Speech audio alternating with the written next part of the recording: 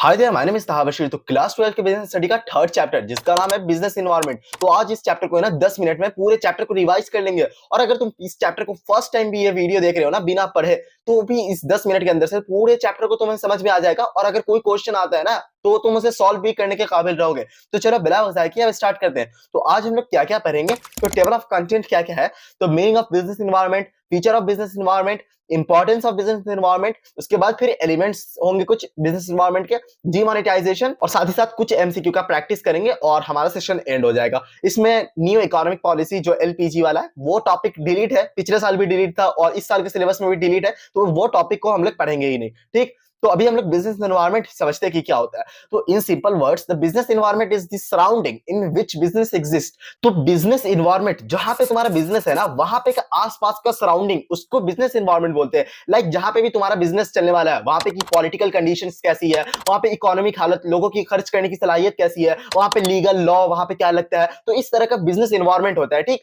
तो कहीं पे भी बिजनेस सेटअप करने से पहले ना हमें एनवायरनमेंट का स्कैन करना पड़ता है, कि हमें देखना पड़ता है कि अच्छा यहाँ पे बूढ़े लोग ज्यादा रहते हैं तो यहाँ पे हम लोग छाता चश्मा इस टाइप का बिजनेस करेंगे, यहाँ पे बच्चे लोग रहते हैं तो यहाँ पे हम लोग टॉयज वगैरह का बिजनेस कर लेंगे, अच्छा यहाँ पे लेडीज लोग ज्यादा है तो यहाँ पे हम लोग कॉस्मेटिक ब्यूटी प्रोडक्ट वगैरह करेंगे, तो बिजनेस ज्यादा हमारा ग्रोथ होगा। तो इसी तरह से एनवायरनमेंट का स्कैन करना पड़ता है। ठीक, तो इसी तरह का होता है। तो business environment refers two factor, forces, individuals and institutions. तो इसको डेफिनेशन को रीड कर लेना तो अब हम लोग समझते हैं कि इन्वायरमेंट स्कैनिंग, इन्वायरमेंट स्कैनिंग क्या है। Environment scanning refers to complete awareness and understanding of business environment. जैसे कि कोई भी कंपनी अगर कोई भी रीजन में बिजनेस करने वाली तो वहां पे आसपास का इन्वायरमेंट क्या स्कैन करती है। लाइक मैकडी जो है, मैकडी इंडिया में है ना वेजिटेबल बर्गर्स प्रोवाइड करती है, but all over the world है ना, ग्लोब में ज्यादातर जगह वो बीफ बर्गर प्रोवाइड करती है। लेकिन इंडिया में वेज बर्गर क्यों, कि इंडिया में बीफ बर्गर चलने का चांसेस बहुत ही कम है, तो इसीलिए यहाँ पे वेज बर्गर होता है। तो इसीलिए इन्वायरमेंट स्कैन करना पड़ता है कि वहां पे लोग की कैसी सलाहियत है। Business environment provide constraint as well as opportunities for the businessman. तो मतलब कि हमें बिजनेस में आने वाला खतरा, हमें थ्रेट्स के बारे में भी पता चलता है,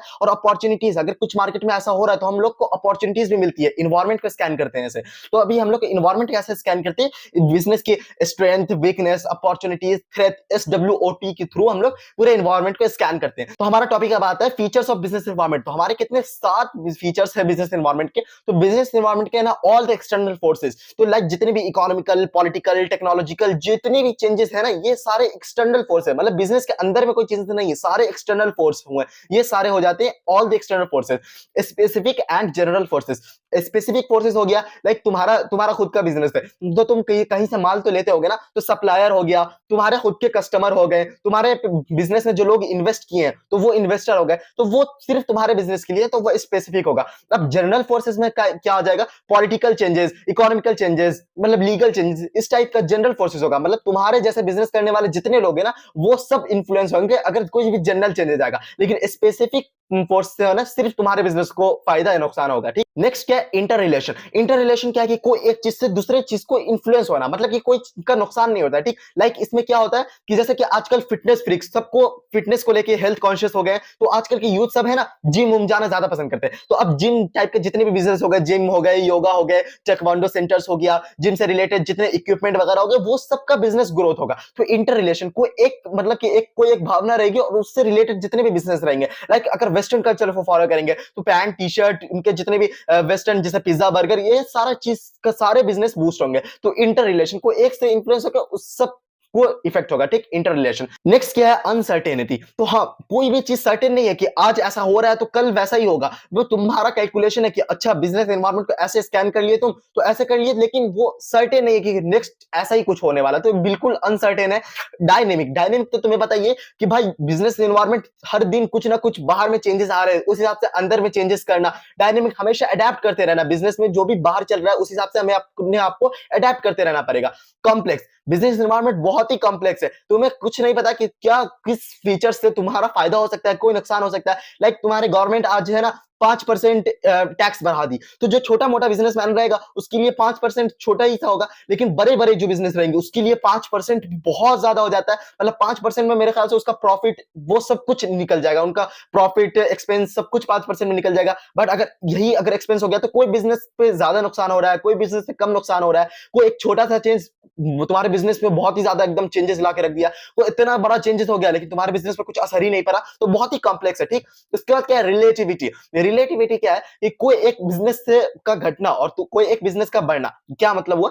लाइक जैसे कि समझ लो कि कोल्ड ड्रिंक्स में पेस्टिसाइड, लोग को पता चला कि हाँ कोल्ड ड्रिंक है ना अब इंजीरियस होता है हमारे लिए, सेहत के लिए अच्छा नहीं है, तो लोग अब कुछ और सॉफ्ट ड्रिंक पे की तरफ शिफ्ट करेंगे, तो जितने भी जूस उस वाला बिजनेस हुआ वो सब बढ़ने लगेगा। लाइक जैसे कि रिलेटिविटी का एक कॉन्सेप्ट समझ लो कि गवर्नमेंट ने पॉलिथीन जो होता है ना प्लास्टिक बैग, वो बैन कर दिया, तो अब जितने भी पेपर बैग बनाने वाली हो गई कंपनी, लाइक या फिर क्लॉथ बैग बनाने वाली कंपनी हो गई, वो सबका बिजनेस बूस्ट होगा। तो कोई एक का बिजनेस घटेगा तो कोई एक को अपॉर्चुनिटी मिलेगी, कोई के लिए नुकसान होगा तो कोई के लिए बेनिफिशियल रहेगा। तो रिलेटिविटी का यही होता है कॉन्सेप्ट। ठीक, तो अब आते हैं इंपॉर्टेंस ऑफ बिजनेस एनवायरनमेंट पे। तो importance of business environment, 6 importance of business environment होते हैं। तो फर्स्ट क्या है? Enable the firm to identify the opportunities and first mover advantage.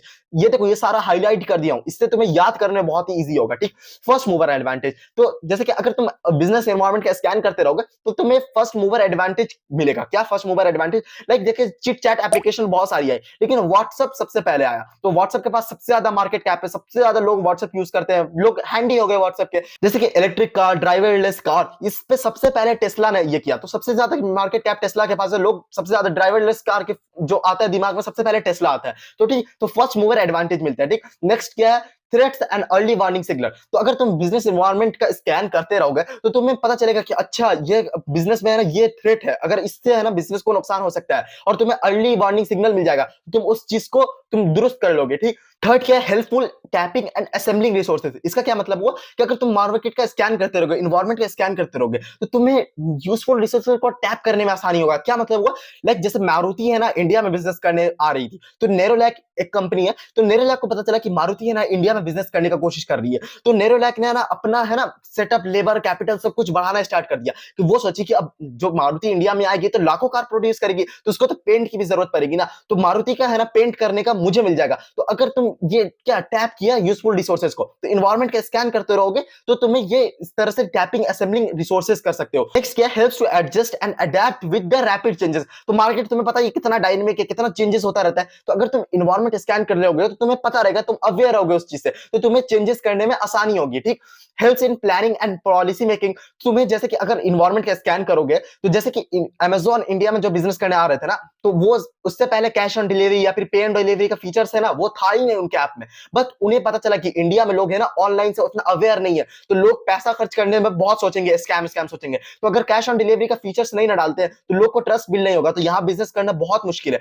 तो वो यहाँ पे अपना पॉलिसी इस टाइप का बनाया इंडिया के इन्वायरमेंट को देखते हुए कि वो यहाँ पे वहां सर्वाइव कर पाया इंडिया में। इसी तरह से हम मैकडी का भी बताया था ना कि इंडिया में वेज बर्गर, तो ये भी पॉलिसी बनाने में हेल्प करती है। ठीक, और इंप्रूवमेंट इन परफॉर्मेंस, जाहिर सी बात है अगर तुम इन्वायरमेंट का स्कैन करते रहोगे, तुम्हें तुम्हारे बिजनेस में क्या थ्रेट है वो तुम्हें पता चल जाएगा, तुम यूजफुल रिसोर्स को टैप कर पाओगे, तो ये सबसे तुम्हारा परफॉर्मेंस ही इंक्रीज होगा, तो इंप्रूव परफॉर्मेंस। तो ये हो जाएगा इंपॉर्टेंस ऑफ बिजनेस इन्वायरमेंट के, ये 6 थे, तुम्हें मेरे ख्याल से सब समझ में आ गया होगा कि क्या मतलब होता है। अब नेक्स्ट आते हैं डायमेंशंस ऑफ बिजनेस एनवायरनमेंट, इससे सबसे ज्यादा क्वेश्चन आता है, तो कितने 5 डायमेंशंस ऑफ बिजनेस एनवायरनमेंट है, जो economic environment, technology environment, political environment, social environment and legal environment. ये 5 है, ये नेम याद रखना बहुत ही ज्यादा इंपॉर्टेंट है।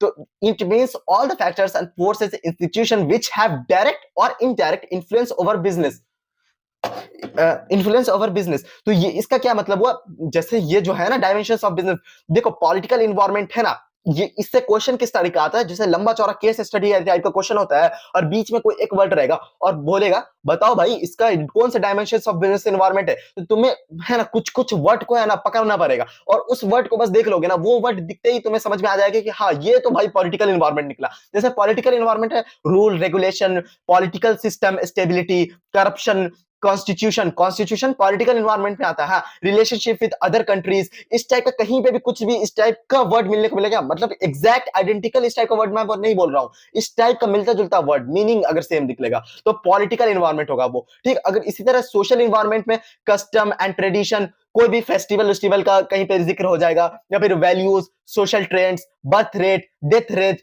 ह्यूमन डेवलपमेंट, एजुकेशन, इस टाइप का लाइफ स्टाइल, इस टाइप का जितना भी चीज होगा ना वो सब सोशल एनवायरनमेंट में आ जाएगा। ठीक, legal environment, legal factor environment जैसे लेजिस्लेचर, लॉ, उससे रिलेटेड जगह, फेमा फेरा, एक्ट्स, कोर्ट्स, एडमिनिस्ट्रेशन, जजमेंट, इससे जितना भी चीज हो जाएगा कहीं पे भी बस वो वर्ड को आइडेंटिफाई करना है, उससे मिलता जुलता मीनिंग वर्ड को, और वो तुम्हें बस यहाँ पे लिख देना, अच्छा ये डायमेंशंस ऑफ बिजनेस में लीगल फैक्टर एनवायरनमेंट होगा, बस टिक लगा देना।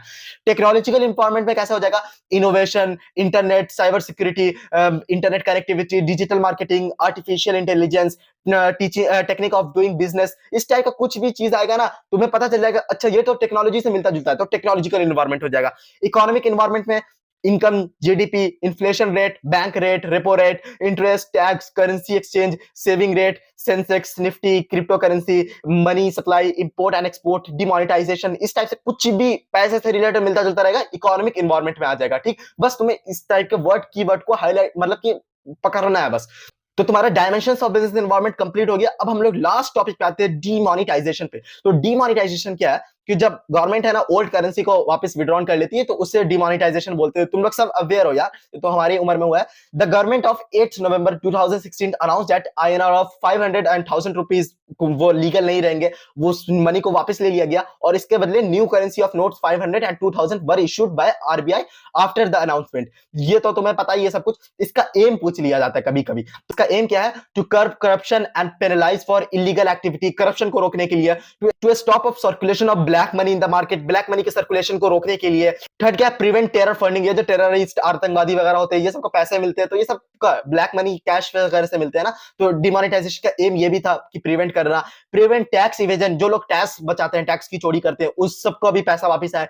Promote cashless economy, cashless economy को प्रमोट करने से ना गवर्नमेंट को बहुत ही ज्यादा बेनिफिट होता है। लाइक सारा ट्रांजैक्शन बैंक वैंक से होगा तो गवर्नमेंट की नजर में रहेगा, कोई भी टैक्स की चोरी नहीं होगी, कोई भी इलीगल एक्टिविटीज के लिए पैसा नहीं जाएगा।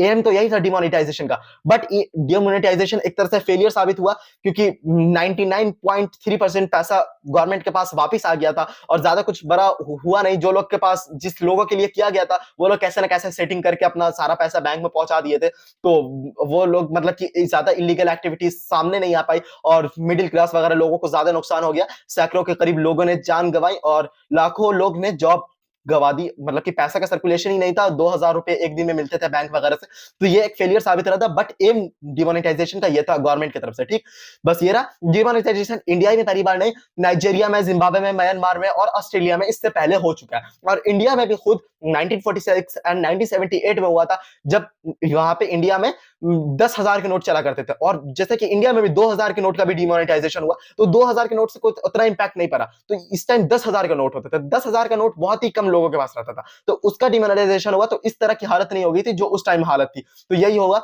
डिमोनेटाइजेशन का टॉपिक भी खत्म हो गया। इसी के साथ अब हम लोग का चैप्टर एक तरह से कंप्लीट हो गया। कुछ हम लोग एमसीक्यूज का प्रैक्टिस करते हैं, इससे तुम्हारा पता चलेगा कि यार कुछ आंसर दे पा रहे हैं कि नहीं दे पा रहे।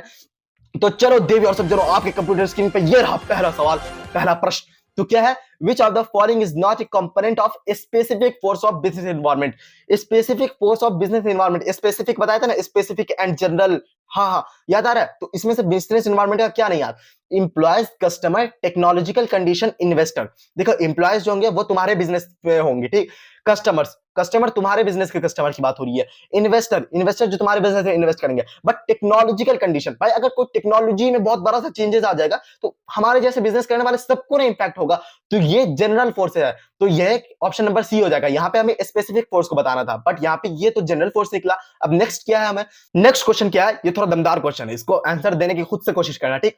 तो क्या लिखा हुआ है, since more number of people have become more beauty and health conscious, more beauty and health conscious, our economy has witnessed an unprecedented surge in the number of health and beauty spas and wellness clinic related to features of business environment being describe in above line. तो यहाँ पे क्या बात बोल रहा है, ये देखो इस पूरे सेंटेंस में कि लोग है ना, आजकल के लोग सबके अंदर ब्यूटी, हेल्थ कॉन्शियस को लेके ज्यादा अवेयर हो गए लोग सब। तो इस टाइप का मैं कुछ एग्जांपल दिया था, पहले बताया था, ज्यादा अवेयर हो गए। तो इससे मिलता जुलता जितने भी बिजनेस है, लाइक जिम वगैरह का हो गया या फिर ब्यूटी स्पा, वो सबका बिजनेस भी बहुत ही ज्यादा ग्रोथ हो रहा है। तो ये कौन सा फीचर्स ऑफ बिजनेस एनवायरनमेंट है, totality of external force, all external force नहीं, ये एक्सटर्नल फोर्स में नहीं आता। इकोनॉमिकल, टेक्नोलॉजिकल, पॉलिटिकल, इस टाइप का फोर्सेस चेंज होता है तो वो एक्सटर्नल फोर्सेस से आता है। ऑप्शन नंबर ए नहीं होगा। डायनेमिक नेचर, यहाँ पे डायनेमिक जैसी कुछ बात नहीं हो रही है। रिलेटिविटी। रिलेटिविटी का क्या था कि कोई एक बिजनेस को नुकसान होगा तो दूसरे बिजनेस को फायदा होगा। लाइक पॉलिथीन बैन हो जाएगा तो पेपर बैग वाले को मुनाफा होगा। तो रिलेटिविटी का ये होता है। इंटर रिलेटेडनेस, हाँ, अगर मेरा ब्यूटी और फिटनेस से लेकर अगर रुझान बढ़ेगा तो उस टाइप के जितने बिजनेस रहेंगे उस सबको भी बूस्ट मिलेगा। तो क्या इंटर रिलेटेडनेस का यहाँ पे कॉन्सेप्ट हुआ। Option number D. इसी के साथ हमारा अगर तुम्हें और भी एमसीक्यू का प्रैक्टिस करना तो ये वाली वीडियो में बना दियो। इसमें 30 एमसीक्यू है जो बोर्ड एंड सीयूटी को लेवल को कंसीडर करते हुए बनाई गई है। तो इस वीडियो को जरूर देख लेना और इस वीडियो को लाइक शेयर सब्सक्राइब जो करने का मन करे वो जरूर कर देना। कुछ कमेंट करके जरूर बता देना। मुझे इंस्टाग्राम पे फॉलो नहीं किया तो फॉलो जरूर कर देना। अपने फ्रेंड के साथ जरूर शेयर कर देना। मिलते हैं फिर किसी अच्छी सी वीडियो में। टाटा बाय बाय, अल्लाह हाफिज।